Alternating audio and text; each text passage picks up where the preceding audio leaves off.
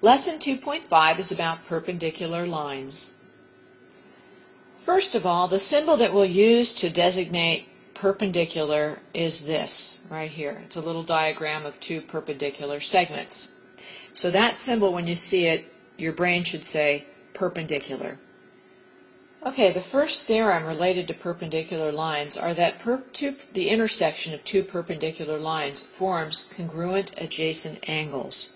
And this works both ways, actually, so I'm going to put arrows going both directions, because if we have two lines that intersect and form congruent adjacent angles, then we know that we have perpendicular lines. So the statement is true and the converse is true.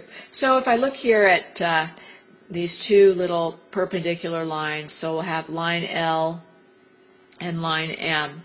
And if, in fact, L is perpendicular to M, then all of these little angle measures are the same. They are all right angles.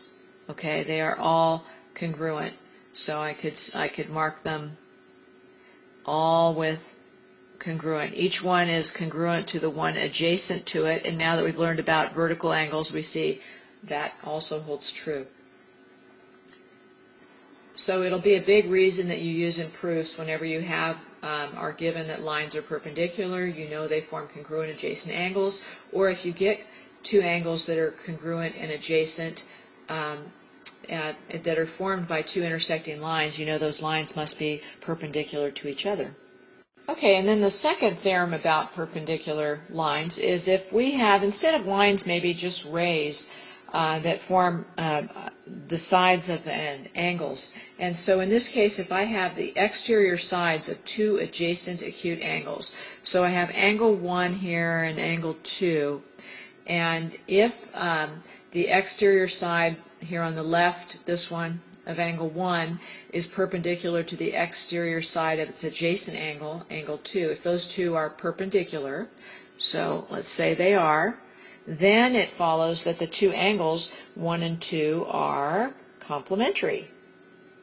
Okay, so that means that, of course, the sum of those two angles is, the sum of those two angles is 90 degrees. So in this case, I could say that the measure of angle 1 and angle 2 together is 90 degrees. And that's it for perpendicular lines.